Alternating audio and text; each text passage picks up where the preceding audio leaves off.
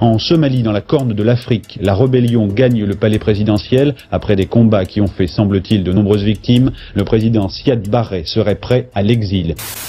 Les soldats de l'armée somalienne et de l'Union africaine ont chassé les islamistes Shebab de Baraoué.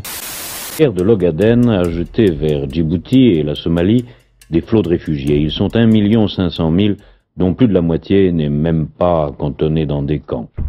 Il y a de cela quelques semaines, plus exactement le 18 mars dernier, le président de la Somalie, M. Hassan Sheikh Mahmoud, a été victime d'une tentative d'assassinat perpétrée par le groupe terroriste islamiste Al-Shabaab alors que son convoi présidentiel se dirigeait vers l'aéroport. Aussi effroyable que cela puisse paraître, cet acte n'est ni le premier et ce n'est pas un acte qui est inhabituel sur la scène sociopolitique somalienne. Parce qu'il faut le dire, pour de nombreuses personnes encore, la Somalie c'est un pays qui est limité aux images de guerres sanglantes, aux groupes terroristes impitoyables, aux enfants décimés par la famine, aux pirates et bien évidemment aux seigneurs de guerre impitoyables. Et bien sûr, cet imaginaire a été renforcé par le film devenu culte désormais, La Chute du Faucon Noir. Mais derrière cette atmosphère quasi apocalyptique, il y a une population qui est meurtrie par des enjeux interclaniques, par des enjeux territoriaux, mais aussi et surtout par des enjeux géopolitiques. Autant vous dire que l'histoire de la Somalie est très complexe. Dans cette série de 3 vidéos sur l'histoire de la Somalie qu'on va réaliser en 7 jours, on va reparcourir l'histoire de ce pays du 7e siècle jusqu'au soir des années 2010. Comment la Somalie est-elle arrivée à cette situation d'instabilité? Pourquoi cette situation perdure autant, mais surtout, à qui profite le crime? Dans cette première vidéo qu'on va réaliser aujourd'hui, on va s'intéresser à l'histoire de ce pays du 7e siècle jusqu'à la chute de l'un de ses présidents les plus emblématiques, si ce n'est le plus emblématique, en l'occurrence, le général Siad Barre. Dans une seconde vidéo qui sera publiée jeudi ou vendredi, on va mettre un coup de projecteur sur la déroute des forces armées américaines sur le territoire somalien, notamment lors de la bataille de Mogadiscio qui a été immortalisée dans le fameux film La Chute du Faucon Noir. Et dans une troisième vidéo qui va être publié le week-end prochain, on va s'intéresser à l'histoire de la Somalie après cette déroute américaine. Et vous verrez qu'il y aura des ingrédients encore plus dramatiques qui vont s'insérer dans cette histoire qu'il était déjà. Asseyez-vous donc confortablement, prenez un verre de jus d'orange, concentrez-vous vraiment parce que l'histoire de la Somalie, elle n'est pas simple. On va essayer de la simplifier au maximum. L'histoire de la Somalie, c'est maintenant.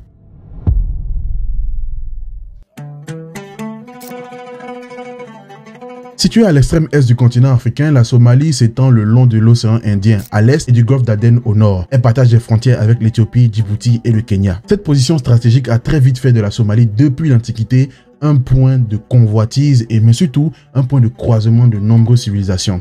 Parce que dès le 7e siècle, le pays sera fortement influencé par l'islam qui a été amené par les marchands arabes. Mais il faut également préciser que la Somalie, c'est l'endroit où on a assisté à l'éclosion de nombreux sultanats qui ont fait par intermittence la guerre à l'Éthiopie voisine.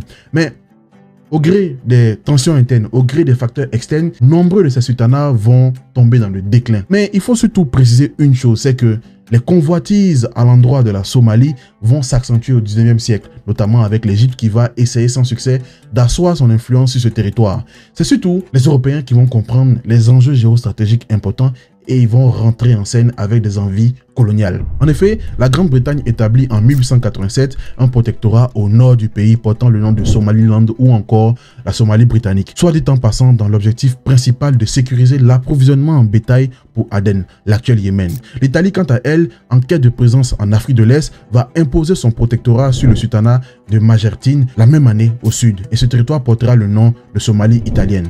La France, après avoir négocié des concessions commerciales avec la Grande-Bretagne, va établir en 1888 des frontières sur ce qui va s'appeler la côte française des Somalies, l'actuel Djibouti. Donc vous comprenez qu'à ce stade de l'histoire, les Européens ont commencé à se discuter un peu la zone d'influence qu'ils peuvent avoir au sein du territoire somalien. Mais à ce même instant également, il y a un pays qui va représenter une véritable menace pour eux. Et ce pays est un pays africain, en l'occurrence l'Éthiopie. En effet, l'empereur Ménélique II, farouche opposant à l'impérialisme européen, à cette époque inflige une cuisante défaite aux Italiens lors de la bataille d'Adwa en 1896, préservant ainsi l'indépendance de son empire. Paradoxalement à cela, il va annexer un territoire appelé l'Ogaden en 1900.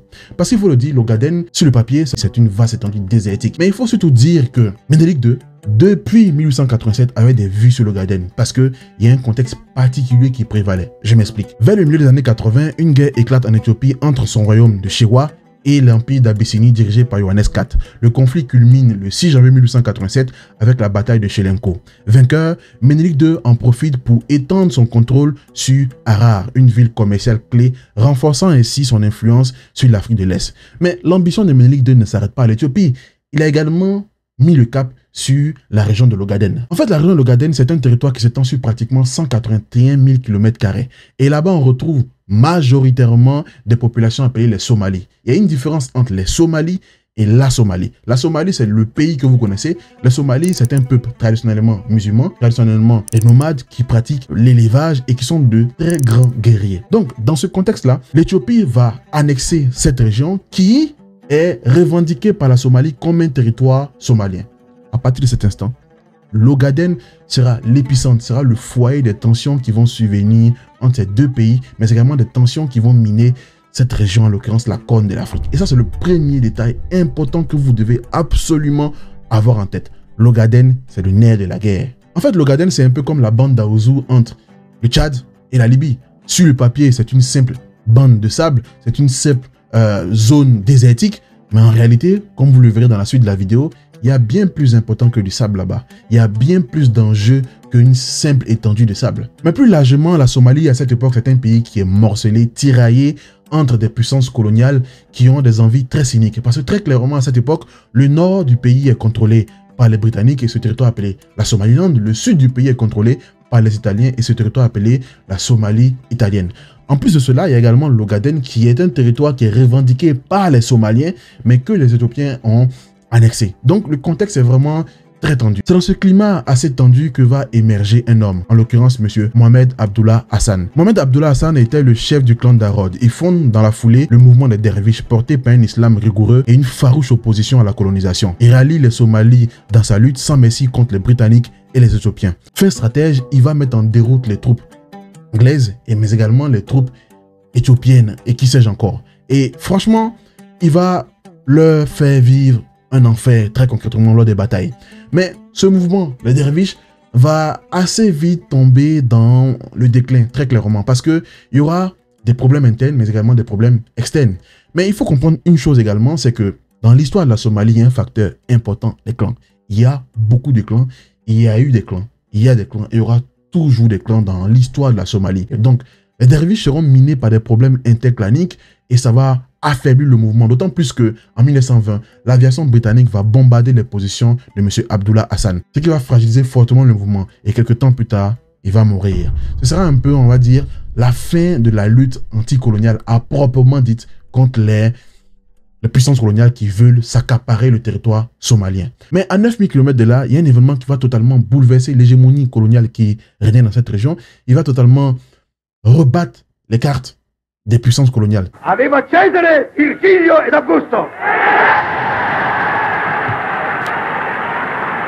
En octobre 1922, Benito Mussolini prend le pouvoir en Italie avec une obsession en tête, renforcer l'emprise de l'Italie sur l'Afrique de l'Est. Alors, à cette époque, les Britanniques essayent eux aussi de solidifier leur influence en Afrique de l'Est. Pendant ce temps, les Français sont un peu plus timides, mais Mussolini, avec l'Italie, veut clairement faire partie des grandes puissances coloniales dans cette région. Il veut vraiment représenter la puissance coloniale phare dans cette région. Donc, très clairement, quelques années après son arrivée, il va renforcer ses positions sur le sud de la Somalie, mais il va également envoyer ses troupes pour se positionner dans la région de l'Ogaden qui est frontalière à la Somalie. Sauf que cette région de l'Ogaden est disputée entre la Somalie et l'Éthiopie, mais est sous l'influence de l'Éthiopie à cette époque. Haïlé Sélassié, qui est empereur de l'Éthiopie à cette époque, va également envoyer ses troupes à la frontière pour vraiment prendre position. Pendant pratiquement 10 ans, ces deux entités-là vont se défier, vont montrer les crocs sans pour autant s'affronter, jusqu'à ce qu'il y ait l'événement qui va totalement faire basculer la situation. En effet, en 1935, Mussolini saisit l'occasion de démontrer sa puissance de frappe. Il va lancer une invasion militaire puissante sur l'Éthiopie. Le 5 1936, Addis Abeba tombe. L'Éthiopie est sous domination fasciste. En fait, derrière cette victoire, il y a également une petite histoire qu'il faut appréhender pour comprendre une fois de plus l'importance, l'influence de cette région de l'Ogaden. Toutes ces tensions-là ont commencé peut-être 2 ans après l'arrivée de Mussolini. Il a envoyé ses troupes, comme je vous ai dit, se sont titillés un peu avec les troupes italiennes. En 1935, il a lancé son invasion à la suite d'un incident qui est survenu en novembre 1934 à Velvel, qui est un point frontalier entre l'Éthiopie et la Somalie. Il y a eu des affrontements meurtriers entre les troupes italiennes et les troupes éthiopiennes. On parle d'environ 100 morts de chaque côté. Et ça a été l'occasion rêvée pour Mussolini. Il a lancé son invasion et il a pu conquérir, mais surtout envahir l'Éthiopie. L'Éthiopie est devenue donc un pays sous contrôle de l'Italie. Mais bien plus que ça, Mussolini va profiter de cette occasion pour montrer qu'il est un chef de guerre, qu'il est un homme fort. Parce que dans la foulée, il va contrôler tous les pays qui étaient sous l'influence éthiopienne. Parce qu'il faut rappeler que l'Éthiopie avait également annexé l'Érythrée, un autre pays, je sais, un pays africain qui annexe un autre pays africain. Bref, on en parlera, parce qu'on fera la vidéo de l'Éthiopie, on fera la vidéo de l'Érythrée. Bref, Mussolini va contrôler l'Éthiopie, va contrôler l'Ogaden, va contrôler l'Érythrée. Donc, l'Italie est devenue la puissance coloniale phare dans cette région. Et il faut dire que le sud de la Somalie connaissait une relative prospérité. Il faut dire que les Britanniques ont limite du fait profil bas. Il faut dire que les Français ont limite du fait profil bas au profit de l'Italie. Mais ce règne italien, cette domination italienne ne va pas durer. Et ce, pour un facteur très important. En fait, l'Ogaden, ce n'est pas seulement un problème somalo-éthiopien, c'est un problème régional, c'est un problème qui va même avoir des répercussions sur la Seconde Guerre mondiale. Parce que le facteur qui va venir mettre fin à l'hégémonie, à la suprématie italienne dans cette région, c'est la Seconde Guerre mondiale. Je m'explique. La Seconde Guerre mondiale survient en 1939-1945, comme vous le savez.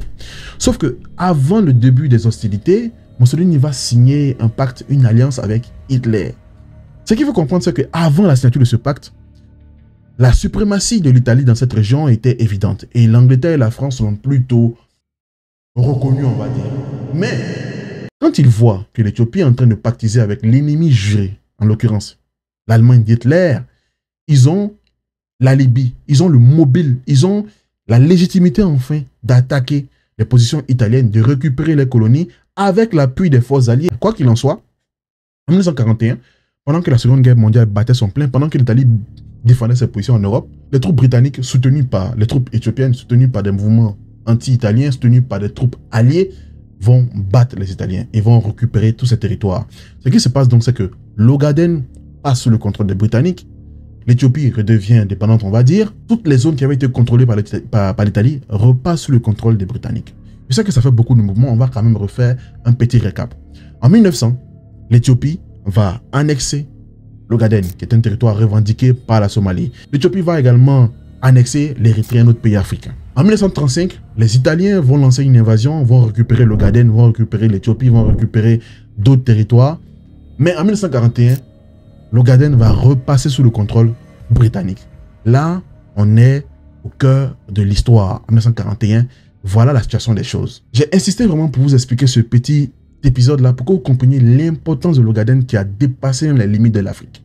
Quoi qu'il en soit, la Somalie reste divisée entre zones sous influence britannique et zones sous influence italienne, avec même l'Ogaden d'à côté qu'elle revendique. Donc la Somalie est toujours tiraillée, même si la domination change, le pays lutte toujours pour l'indépendance. C'est à cette période-là que va éclore une jeune élite consciente, une jeune élite impactante qui va se battre avec d'autres armes, l'intellect, pour obtenir son indépendance.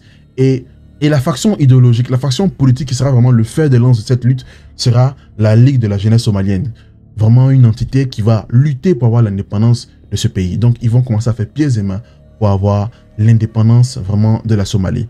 Mais ce qui se passe, c'est qu'en 1948, il y aura vraiment un coup de tonnerre. En 1948, les Alliés décident que l'Ogaden est un territoire qui appartient à l'Éthiopie. Et ça va vraiment faire un choc en Somalie. Parce qu'ils vont se dire, on est en train de lutter pour notre indépendance. On sait que pour nous, l'Ogaden, c'est notre territoire. Et vous décidez de le donner à l'Éthiopie. Mais ça, on va approfondir un peu plus tard dans la vidéo parce que ça cache des jeux géopolitiques qui sont importants à appréhender pour comprendre la suite des événements. Donc, mettez ça d'un côté. Donc, en 1948, l'Ogaden repasse sous l'influence de l'Éthiopie. Ok? Mais là, ce qui se passe, c'est que l'Italie a tellement bien développé la zone qui est sous son contrôle que l'ONU décide de leur donner une ordonnance en 1949, leur permettant de garder encore le contrôle sur ce territoire-là pendant pratiquement 10 ans. Et bien évidemment, la Ligue de la jeunesse somalienne va protester et va faire pieds et mains. Quoi qu'il en soit, les 10 ans qui vont suivre seront relativement calmes, sans échauffourées, sans problème majeur. Et c'est ainsi que la Somalie va accéder à son indépendance. Ce pays qui a longtemps été tiraillé, morcelé, vraiment qui a fait l'objet de convoitises cyniques, va obtenir son indépendance en 1960. Qu'allait-il advenir de la Somalie désormais. Somali Republic, July 1st, 1960. L'histoire de la Somalie indépendante, c'est une histoire qui était radieuse et prometteuse parce que le pays est devenu indépendant avec des voyants qui étaient au vert, avec de bonnes auspices. On s'est dit vraiment que les choses allaient changer. D'autant plus que le 26 juin 1960, le Somaliland, anciennement sous domination britannique, a obtenu son indépendance avec Ibrahim Egal comme président. Puis le 1er juillet 1960, la Somalie italienne a accédé à l'indépendance avec pour président M. Aden Abdullah Osman Dar. Mais mieux encore, c'est que les deux Somalies, britannique et italienne, vont fusionner pour créer la République de la Somalie. À ce stade de l'histoire, on se dit, ce pays est devenu indépendant. Ce pays aurait pu se faire la guerre entre les deux territoires. Ils ont décidé de se réunir pour créer un territoire avec un président. En l'occurrence, M. Aden Osman Dar. On a envie d'y croire. On a envie de croire que ce pays est enfin lancé. Ce pays qui a été morcelé, tiraillé dans tous les sens, est enfin sur le bon rail. Sauf que à peine 4 ans plus tard, la Somalie sera empêtrée dans une guerre avec le pays voisin, en l'occurrence l'Éthiopie.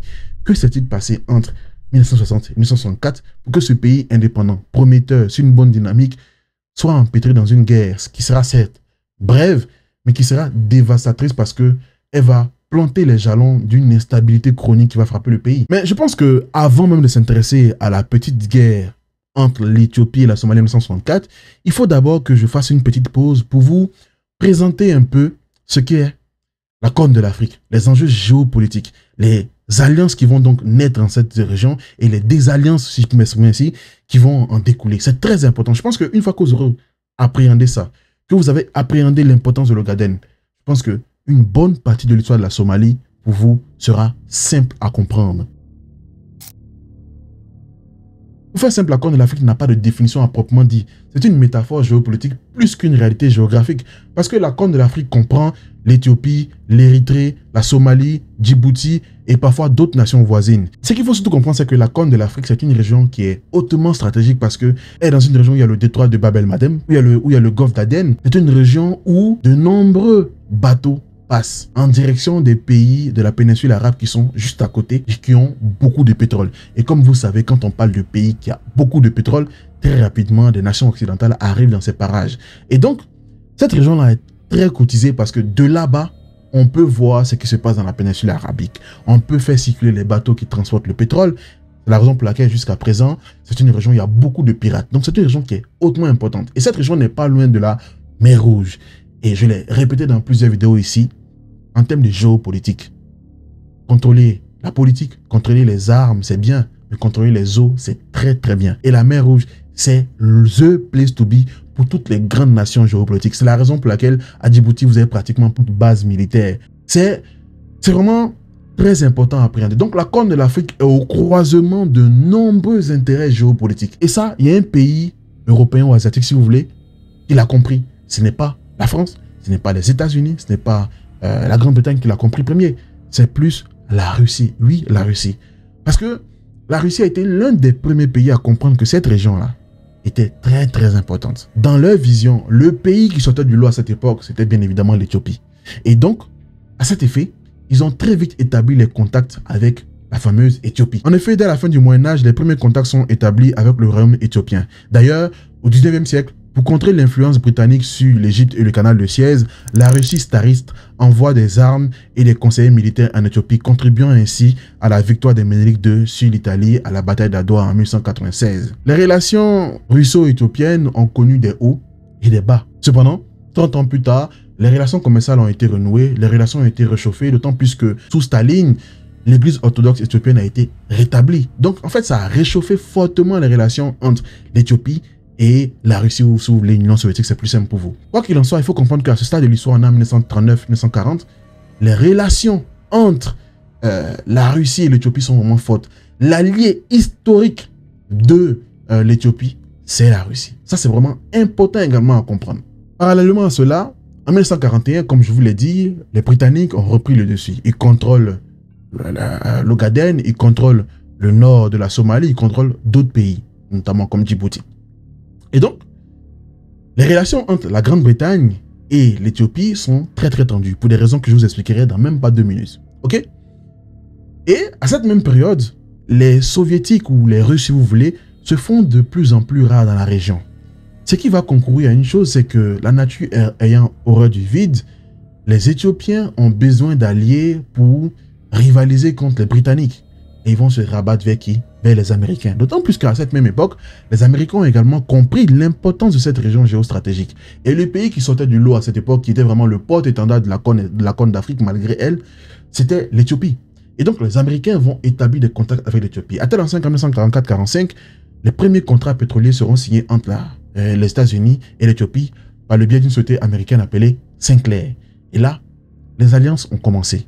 Donc, on fait un petit point. Dans les enjeux géostratégiques de la Corne de l'Afrique, l'allié historique de l'Éthiopie était la Russie. Sauf qu'en 1944-45, l'allié maintenant de l'Éthiopie, c'est les États-Unis. Vous avez compris maintenant l'importance géostratégique de cette région. Intéressons-nous maintenant à cette fameuse première guerre entre l'Éthiopie et la Somalie. Je pense que ce sera beaucoup plus simple pour vous.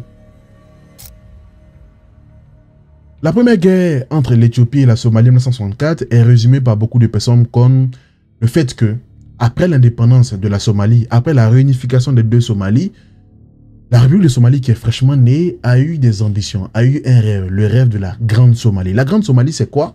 C'est un État qui engloberait la Somalie du Nord, en l'occurrence le Somaliland, la Somalie britannique et la Somalie italienne, mais qui engloberait également l'Ogaden. Pourquoi? Parce que la Grande Somalie, c'est une nation qui réunit dans un même État tous les peuples somalis qui sont repartis à Djibouti, au Kenya, dans l'Ogaden, dans d'autres régions. C'est vraiment le rêve de réunir ce million de Somaliens en dehors du pays là, sur un même territoire.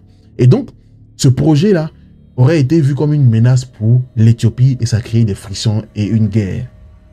Mais, ça c'est la version facile. On va dire que l'origine du problème est beaucoup plus profonde. Il a même commencé avant les indépendances. C'est pour la raison pour laquelle, quand j'ai parlé des indépendances, j'ai survolé parce que c'est maintenant qu'on va approfondir un peu ce qui s'est passé réellement. En fait, les premiers à avoir évoqué l'idée même de la Grande Somalie, ce n'étaient pas les Somaliens, c'était les Britanniques. En 1946, les Britanniques ont mis sur la table un projet de Grande Somalie qui engloberait la Somalie britannique, la Somalie italienne et l'Ogaden. En effet, le 4 juin 1946, le secrétaire britannique aux affaires étrangères Ernest Bevin propose la création d'une grande Somalie regroupant l'Ogaden, la Somalie britannique et la Somalie italienne au sein d'un même État. Ce projet a bien évidemment plu à beaucoup de Somaliens, mais a été perçu comme une menace pour Haïlé Sélassié qui voulait garder sa chasse gardée, en l'occurrence l'Ogaden. Ce que tout le monde ignorait, c'est qu'à cette même époque, Haïlé Sélassié avait commencé déjà un lobbying, un pressing puissant pour demander à ce qu'ils puissent récupérer l'Ogaden et l'Érythrée. Et comme par hasard, je dis bien comme par hasard, 2 ans plus tard, en 1948, comme je vous avais dit au début, l'Ogaden est repassé sous contrôle éthiopien. L'Érythrée est repassée sous contrôle éthiopien. Qu'est-ce qui s'est passé en ces 2 ans? En fait, c'est très simple. Je vous avais dit que les contacts avaient été établis avec les États-Unis. L'Éthiopie a commencé à fricoter avec les États-Unis. En 1944-45, Roosevelt a même rencontré Haïlé Sélassié sur un bateau. Ils ont discuté de la modernisation du pays. Ils ont discuté du fait que l'armée éthiopienne doit être modernisée. Ils ont également discuté du fait que les États-Unis veuillent établir une base en Éthiopie. Parce que c'était le moyen pour eux d'avoir vraiment un point stratégique, un point relais dans cette région. Et ça a fortifié vraiment la station de télécommunication de Kegenyo, qui est devenue plus tard une base militaire. Il y a eu des contrats pétroliers qui ont été signés. À cet effet, les États-Unis ont fait un pressing intense pour que les Britanniques lâchent l'Ogaden. Mais les Britanniques ont lâché l'Ogaden, mais ils n'ont pas lâché tout. Ils ont gardé une région appelée l'Aude et une zone appelée la zone des réserves. Ce sont des zones qui sont fertiles, où il y a des oasis, et qui permettent donc aux peuples somalis qui vivent en Somalie et des peuples même qui sont en Éthiopie de pouvoir traverser ces régions-là pour faire vraiment boire le pâturage, on va dire. Et donc, à ce stade de l'histoire, les Somaliens se disent « Ah ouais, les Anglais sont des gens bien. » En fait, ce sont les gens moins mauvais de tous ces mauvais. Sauf que la douche froide va arriver parce que quelques temps plus tard, les Anglais vont lâcher également l'Aude et la région des réserves. La contrepartie sera qu'il y aura un accord qui va laisser l'autorisation au peuple somalien de faire passer leur élevage pour se nourrir, pour s'abreuver. Sauf que ça ne sera pas respecté, on va dire. C'est dans ce contexte de frustration, c'est dans ce contexte de tension que la Somalie devient indépendante. Donc quand la Somalie devient indépendante, que les deux Somalies se réunissent, le rêve de Grande Somalie revient sur la table. Très naturellement, ces derniers veulent récupérer l'Ogaden. L'Ogaden, ce sujet-là, très tendu, qui avait été enseveli, revient au cœur des débats. Mais l'Éthiopie n'a pas envie de laisser l'Ogaden. À partir de cet instant, les vrais problèmes vont commencer.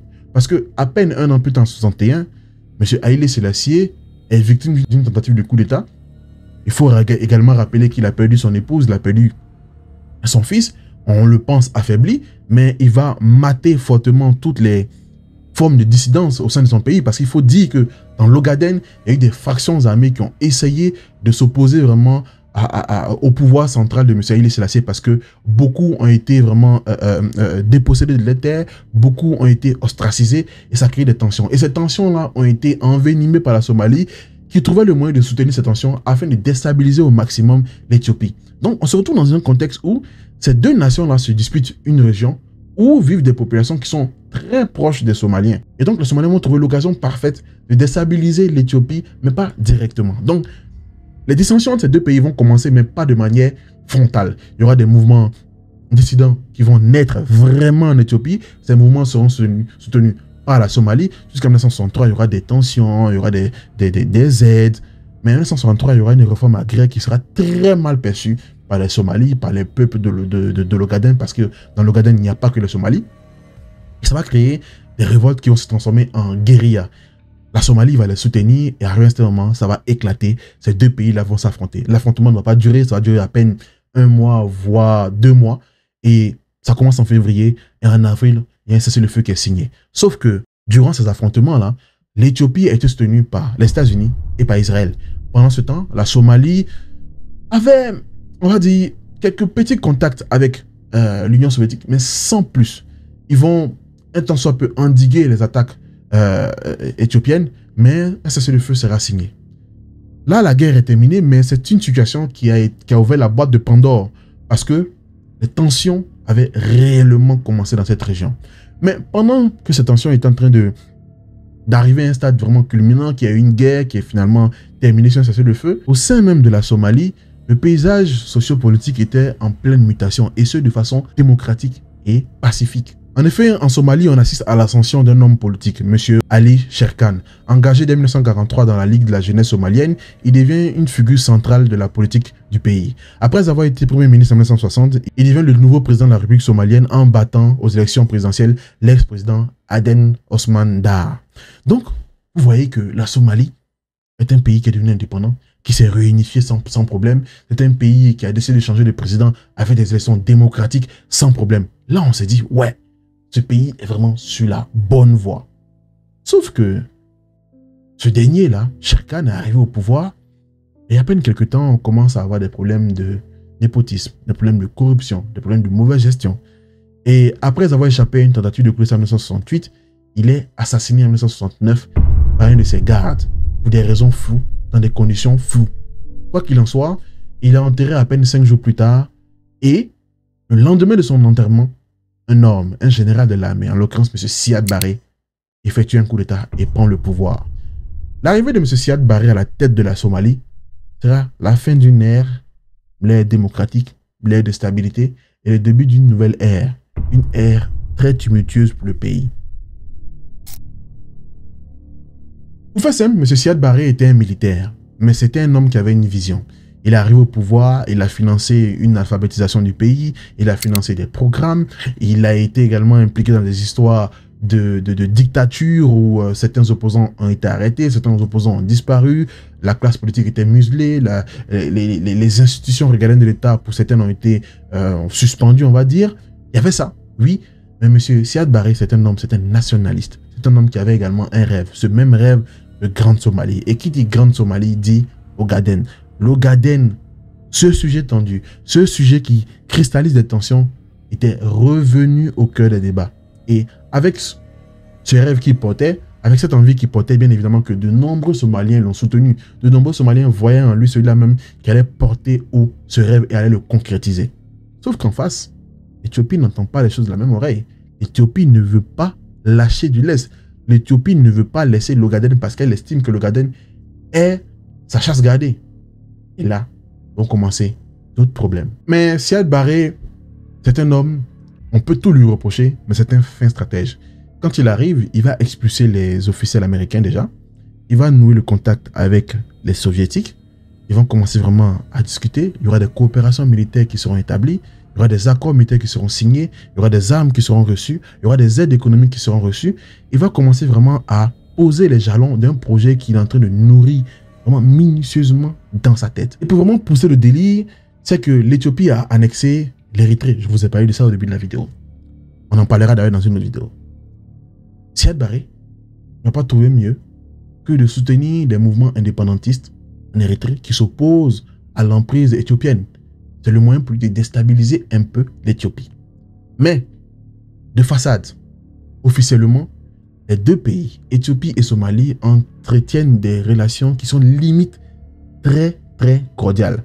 À tel enseigne même qu'en 1972-73, il va même suspendre les aides qu'il apportait au mouvement opposé à l'Éthiopie. On se dit, oh, ça va. Mais comme vous savez, dans cette histoire, il y aura un événement qui viendra faire bouleverser la situation. Parce qu'en 1973, une société américaine va découvrir officiellement les ressources de gaz naturel et de pétrole dans l'Ogaden. Et ça va mettre le feu aux poudres parce que ces deux pays-là vont se disputer réellement la propriété de l'Ogaden. Mais je vous ai dit que Siad Barré est très intelligent. Il va multiplier les accords militaires avec l'Union soviétique. Il va prendre des chars, il va prendre des avions de chasse, il va recevoir des conseillers militaires soviétiques, des conseillers militaires cubains, des conseillers militaires nord-coréens qui vont arriver pour former une armée. Parce qu'il a compris une chose. S'il veut récupérer l'Ogaden, il lui faut une armée. S'il lui faut une armée, il lui faut des armes, il lui faut des soldats compétents et des armes qui sont vraiment, on va dire, sophistiquées. Et ça, il va l'avoir par de nombreux accords qu'il va signer avec les soviétiques. Je rappelle que les soviétiques, historiquement, sont les alliés de l'Éthiopie.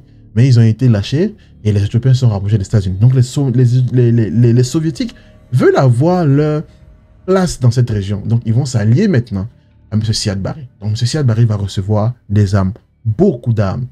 Donc la Somalie est en train de former une armée dont les effectifs vont passer littéralement au double. Hello la team, petite précision pour la vidéo. Comme vous avez pu le remarquer, Siad Barré à ce stade de la vidéo a commencé à tisser les premiers liens vraiment concrets avec l'Union soviétique, même s'il y avait déjà des liens. Hein. Il a commencé à tisser les premiers liens avec l'Union soviétique. Et qui dit Union soviétique dit Cuba. C'est pour ça que dans les illustrations, je mets beaucoup Fidel Castro parce que il aura le soutien de Cuba, il aura des conseillers militaires cubains, il aura des conseillers militaires nord-coréens. Bref, voilà un peu le contexte. Mais à côté de ça, en fin stratège, il a également tissé les premiers liens avec le monde arabe. Il a commencé à soutenir la cause palestinienne ouvertement. Il a eu le soutien de beaucoup de pays arabes dans la sous-région, on va dire. Et il a également eu le soutien de Kadhafi. Mais il a aussi eu le soutien de l'Égypte, mais pour une toute autre raison. Parce que, pour ceux qui l'ignorent, c'est qu'entre l'Égypte et l'Éthiopie, depuis la nuit des temps, il y a de grosses tensions, notamment sur la question du Nil. Parce que l'Éthiopie a un grand projet de barrage sur le Nil.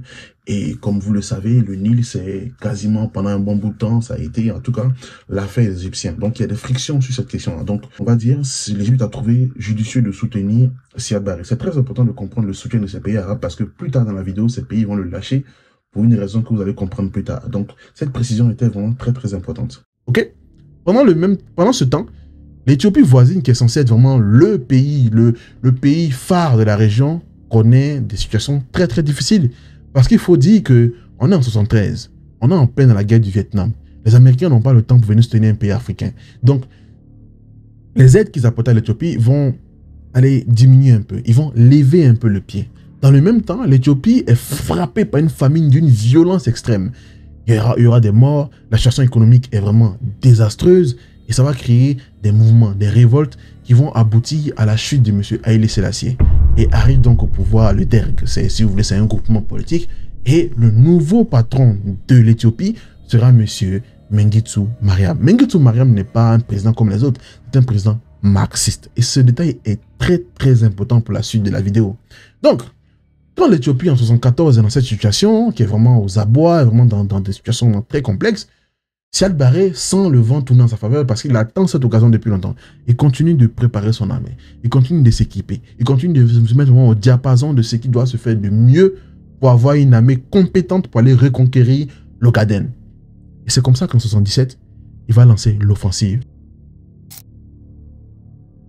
Les troupes somaliennes vont lancer une offensive. Elles ne seront pas seules. Hein. Il y aura pratiquement les troupes somaliennes. Il y aura les mouvements opposés à l'Éthiopie. Il y aura le FLSA qui vont s'appuyer. On parle de pratiquement 200 000 hommes, grosso modo, on parle de chars, on parle d'avions, et l'offensive sera sanglante parce que en quelque temps, ils vont conquérir pratiquement 90% de l'Ogaden.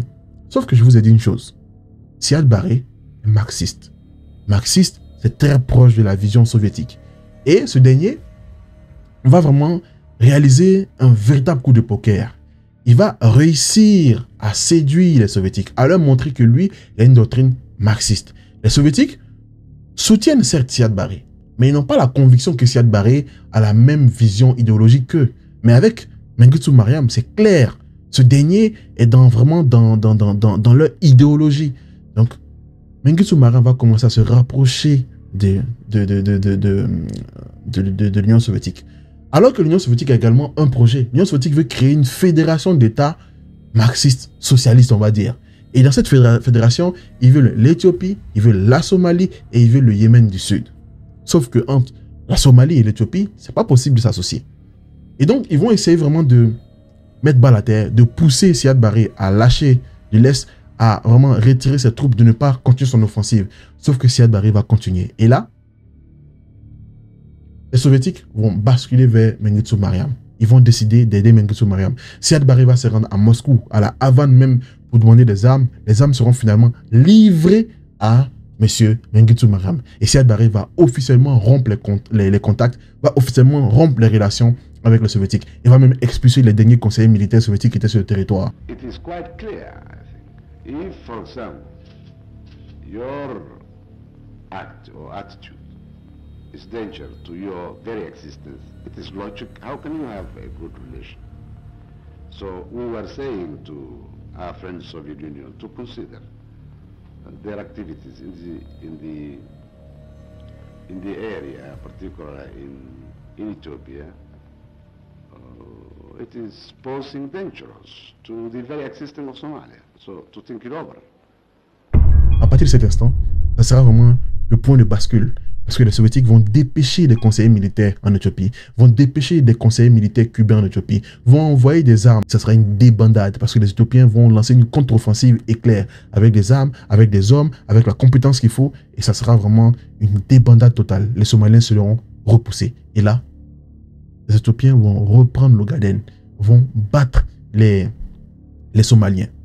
Donc pour cette guerre qui a commencé en juillet 1977, elle se termine en mars 1978 avec Siad Barre qui va reconnaître littéralement qu'il a perdu la guerre, il va retirer ses troupes. Mais il faut également comprendre une chose, c'est que cette guerre aura des conséquences dévastatrices sur le régime de Siad Barre, aura des conséquences dévastatrices même sur la Somalie qui jusque-là avait peut-être des petits problèmes de démocratie, avait peut-être des petits problèmes internes, des problèmes de non-respect des droits de l'homme, mais ce pays sera vraiment enclin à de vrais problèmes. De l'autre côté, en Éthiopie, les États-Unis ont commencé à s'éloigner de M. Mengistu Mariam parce qu'ils ont commencé à lui reprocher du fait qu'il ne respecte pas les droits de l'homme alors que Haïlé Sélassié n'était pas non plus un saint. Hein. Mais ils ont juste vu que Mengistu Mariam se rapproche désormais des Soviétiques. Donc, on refait un récap. L'Éthiopie, à la base, était un allié historique des Soviétiques. En 41, 42, 43, 44, ce sont les Américains qui sont les alliés de l'Éthiopie. Sauf que, quand la seconde guerre de l'Ogaden a commencé et que M.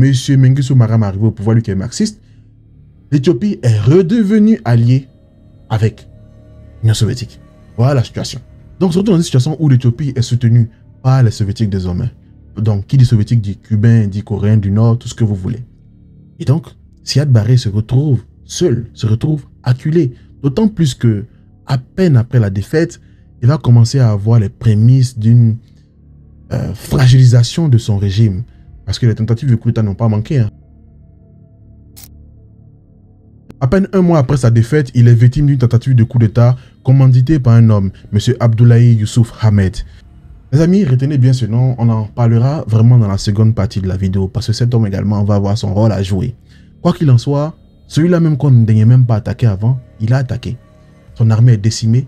Le pays est totalement aux abois économiquement. Il a perdu beaucoup d'hommes, il a perdu beaucoup d'équipements. Le pays est totalement fragilisé. Son régime est aux abois. À ce stade-là, il va essayer tant bien que mal de tisser des alliances avec qui de droit. Et ceux qui vont daigner l'écouter sont les Américains. Parce qu'il faut comprendre une chose, c'est que la Somalie, c'est un trésor en termes de géopolitique, en termes de géostratégie. Contrairement à l'Éthiopie qui est enclavée, la Somalie vous donne plein pied dans l'océan.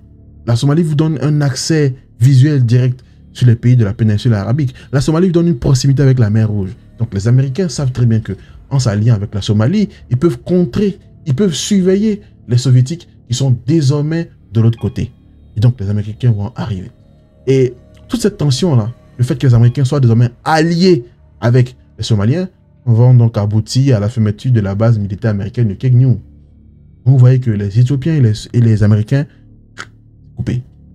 Les Somaliens et les Soviétiques, c'est coupé. On a interverti les alliances. Mais la nouvelle alliance de la Somalie, de Siad Barre avec les États-Unis, n'est pas une alliance très solide, on va dire. C'est une alliance, mais ce n'est pas forcément une alliance qui est enclin à le soutenir bête et ongle dans tous les sens. Vous voyez ce que je veux vous dire? Et là, Siad Barre s'accroche à cette alliance pour pouvoir se maintenir au pouvoir. Sauf que la donne a changé. Au sein du pays, il y a du remue-ménage. Les gens voient que l'homme n'est pas si imperturbable que ça. Les gens veulent tirer leur épingle du jeu. C'est là que les vrais problèmes en interne vont commencer. Parce que ce monsieur Abdoulaye Youssouf, lorsqu'il échoue à son coup d'État, il va s'exiler dans de nombreux pays, dont l'Éthiopie. Et l'Éthiopie va décider donc de le soutenir. Parce que si un homme veut éliminer mon ennemi, je le soutiens. Ils vont donner le financement qu'il faut. Et depuis l'Éthiopie, il va lancer plusieurs opérations visant à déstabiliser, visant à reprendre le pouvoir. Il va même créer une faction politique qui va finalement devenir une guérilla, en l'occurrence le Somali Salvation Democratic Front. Et dès 1979, le SSDF, sous l'impulsion du régime éthiopien, reviendra avec une guérilla armée et effectuera des percées sur le sol somalien. Donc vous avez compris que les opposants commencent à naître, les opposants commencent à créer des guérillas et les opposants sont souvent même soutenus par les pays ennemis à Siad Barre. Mais ce n'est pas tout, hein, ce n'est pas tout. Dans le régime de Siad Barre, il y avait un homme, un militaire qui s'appelait M. Mohamed Farah Aidid. Mohamed Farah Aidid a été un proche collaborateur de Siad Barre. Il a été même son conseiller militaire. Sauf que Siad Barre, à un certain moment, s'est senti un peu menacé. Il a senti que ce dernier pourrait potentiellement faire un coup d'État contre lui et il l'a emprisonné. Quand ce dernier est sorti de prison, quand ce dernier a pu recouvrer la liberté, croyez-moi qu'il est devenu l'un des hommes les plus puissants de la Somalie. En tout cas, c'est ce qu'on verra dans la seconde partie de la vidéo. Mais là déjà, il a commencé à inquiéter. Parce qu'il a commencé également à créer une faction politique. Il deviendra une faction armée avec une forte consonance clanique, on va dire. Parce qu'il y a un clan qui va le soutenir. Donc, vous voyez déjà qu'il y a deux hommes qui commencent à sortir du lot. Et là, Siad Barre n'a plus affaire à une personne qui veut l'enlever. Il a affaire déjà à deux personnes, et non des moindres, qui sont soutenues, qui sont financées, qui veulent l'enlever du pouvoir. Mais je vous ai dit que Siad Barre a signé des accords avec Washington. Il espère que Washington va l'aider à rester au pouvoir. D'autant plus qu'en pleine guerre froide, Ronald Reagan voit Siad Barre un peu comme celui-là même qui va lui permettre de contrer l'influence soviétique dans la région. Ils voient en Siad Barre un allié sur le continent africain. Mais est-ce pour autant qu'il va soutenir ce dernier bête et ongle, bête et méchant dans cette guerre qu'il fait contre d'autres opposants? C'est la vraie question. En réalité, les Américains vont soutenir Siad Barre, mais de façon assez soporifique, il faut le dire. Mais si vous vous rappelez, j'ai fait une vidéo sur la Libye. Je vous avais dit que l'ennemi juré de Kadhafi était Ronald Reagan. Ces deux-là ne s'aimaient pas. Donc dès l'instant où Siad Barre a commencé à établir des contacts avec les États-Unis, la Libye de Kadhafi a également eu Siad Barre dans le collimateur. Ils n'ont pas hésité à soutenir des mouvements dissidents à Siad Barre parce qu'ils ont vu un peu Siad Barre comme un traître qui a essayé de copiner avec les États-Unis. Et il n'y avait pas que la Libye, il y avait d'autres pays arabes, on va dire, qui ont soutenu des mouvements dissidents à Siad Barre. Donc dès cet instant, Siad Barre se retrouve limite seul, soutenu de façon légère par les États-Unis. Ça se complique réellement pour lui. Parce qu'il faut aussi rappeler que Siad Barre a su, pendant même qu'il tissait les liens avec les soviétiques, a su rentrer dans les bonnes grâces des pays arabes parce qu'il a pris position pour la Palestine. C'était un fin stratège. Mais à ce stade de l'histoire là, il s'est retrouvé vraiment très très seul avec seulement les États-Unis. Qui, ne mettaient pas le paquet, on va dire. Les mouvements dissidents étaient tellement populaires, prenaient tellement de l'envergure que Siad Barre était de plus en plus acculé. À telle enseigne qu'il réagissait d'une façon très violente, très énergique, on va dire. Ce qui va aboutir au massacre des Issacres. Et croyez-moi, c'est un génocide à proprement dit qu'il a perpétré. En fait, durant les années 80, il y aura un mouvement appelé le Mouvement National Somalien qui prendra vraiment son essence dans le nord du pays, l'ancien Somaliland. Et ce mouvement est fortement constitué d'une tribu appelée les Issacres. Et ce mouvement sera vraiment très dérangeant pour Siad Barre.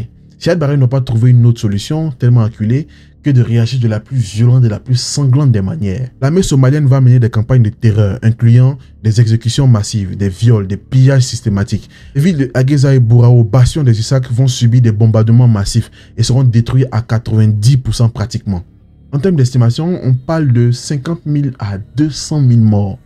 50 000 à 200 000 morts. Il a littéralement voulu éradiquer les populations Isaac de la carte parce que ces populations étaient devenues menaçantes pour son régime. On en est arrivé là. En fait, on se rend compte qu'il y a eu un Siad Barre avant la défaite de l'Ogaden et un Siad Barre après la défaite de l'Ogaden. Il a totalement vrillé. Il se sentait en danger et il a montré vraiment les crocs, mais d'une façon très très sombre contre son propre peuple. Et ça a plongé la Somalie une fois de plus dans une instabilité patente. Parce qu'il faut le dire, il y a eu pratiquement 2000 charniers qui ont été découverts sur le territoire somalien, dans ces régions-là. C'est-à-dire que les soldats sont partis, ont exécuté des femmes, des enfants, ont commis des abus sexuels, ont jeté les cadavres dans des fosses communes. Bref, ça a été très très sombre. Cela vous montre à quel point Siad Barre se sentait vraiment en danger. Et tous ces événements mis bout à bout ont conduit à la révolution somalienne. En fait, au soir des années 80, l'Éthiopie elle-même est affaiblie par les pressions internationales et tout ce qui se passe, la Somalie également. Les instances internationales vont faire pression pour qu'il y ait la signature d'un accord de paix entre ces deux pays. Vraiment pour qu'ils arrêtent vraiment les conneries, que les choses soient apaisées. Mais les vrais problèmes venaient de l'intérieur pour M. Siad Barre. Parce qu'en interne, ça devenait très très compliqué. Il y a eu la chute du mur de Berlin, les États-Unis qui déjà ne soutenaient pas assez, ne voyaient pas trop l'intérêt de s'impliquer autant dans la situation somalienne. Pareil du côté de l'Éthiopie, il y a eu la chute du mur de Berlin, l'URSS a éclaté. Donc, Siad Barre était vraiment face à des problèmes purement internes. Il fallait qu'il trouve clairement une solution. Et c'est là que les choses seront compliquées. Parce que, à cet instant, sont nés dans le pays 3 grands chefs de guerre. 3 grands opposants qui vont devenir plus tard dans la seconde partie ce qu'on a appelé des seigneurs de guerre. Ces 3-là vont créer des entités, des factions rebelles, des guérillas urbaines qui vont mener la vie dure à Siad Barre. En Somalie, dans la corne de l'Afrique, la rébellion gagne le palais présidentiel. Après des combats qui ont fait, semble-t-il, de nombreuses victimes, le président Siad Barre serait prêt à l'exil. En effet, au nord particulièrement marqué par les répressions, va naître le Somali National Movement, né de la diaspora somalienne en Grande-Bretagne. Et ce mouvement va prendre progressivement le contrôle de l'ancien Somaliland britannique. Bien établi sur la base clanique, ce mouvement-là va prendre de l'ampleur, va devenir une véritable guérilla qui sera vraiment déterminé à renverser Siad Barre. Mais ce n'est pas tout. Il y aura également une deuxième entité, le Somali Salvation Démocratique, le SSDF, qui depuis la fin des années 70 est soutenu par l'Éthiopie et est rentré en rébellion contre M. Siad Barre. Comme je vous l'ai dit, la tête pensante de ce régime est le général Abdullahi Youssouf. Enfin, au sud, il y aura un mouvement appelé The United Somali Congress. Et ce mouvement-là aura à sa tête M. Aidid. Et croyez-moi que ces 3-là vont littéralement fusionner, vont littéralement s'entendre pour attaquer Siad Barre. En 1991, affaibli, Siad Barre sera renversé, il va s'échapper, il va aller s'exiler au Nigeria, et je ne sais dans quel pays où il mourra finalement. Mais la mort de Siad Barre ne voudra pas dire que la Somalie est calme, que la Somalie va recouvrer vraiment une stabilité. Ce sera le début d'une situation totalement chaotique.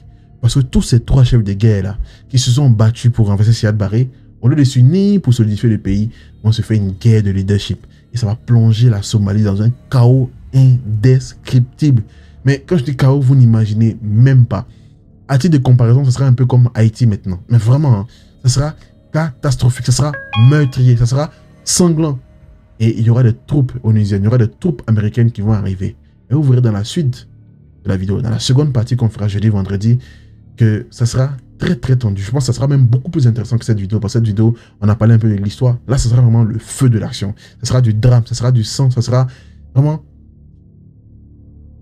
On a du mal à imaginer qu'un pays puisse rebondir après ce qu'il a vécu là et ce qu'il va vivre dans la seconde partie de la vidéo. J'espère que vous avez aimé cette vidéo. N'hésitez vraiment pas à vous abonner, à liker, à partager. Mais également, n'oubliez pas que je suis maintenant sur Twitch. Comme je vous ai dit, là-bas, on fera des lives. On commence le jeudi 10 avril, on va faire notre premier live à 21h30. On va reparcourir l'actualité africaine ensemble. On va débunker quelques vidéos, quelques documentaires qui sont importants. On va ouvrir également un panel où vous pourrez appeler, vous dire un peu ce que vous pensez de ce qui se passe. Vraiment, ce sera l'occasion de discuter. Donc, n'hésitez vraiment pas à télécharger l'application Twitch, à créer votre compte, à vous abonner. Et puis, ce sera bon. Donc, n'hésitez pas à liker, à partager, à vous abonner. Merci à tous ceux qui donnent des Tipeee. C'est que j'en parle pas trop, mais ces derniers temps, j'ai eu quand même quelques petits Tipeee qui m'ont aidé à acheter des livres, à faire des choses. N'oubliez pas qu'il y a également une seconde chaîne, Mr. Ares, que vous retrouvez tous les liens en tout cas dans la description. N'hésitez pas à aller voir là-bas. Merci beaucoup. J'espère que vous avez aimé cette vidéo. En tout cas, n'hésitez vraiment pas à revenir. Jeudi ou vendredi, je vous envoie la vidéo vraiment qui sera concentrée sur la déroute américaine en Somalie. D'ici là, portez-vous bien.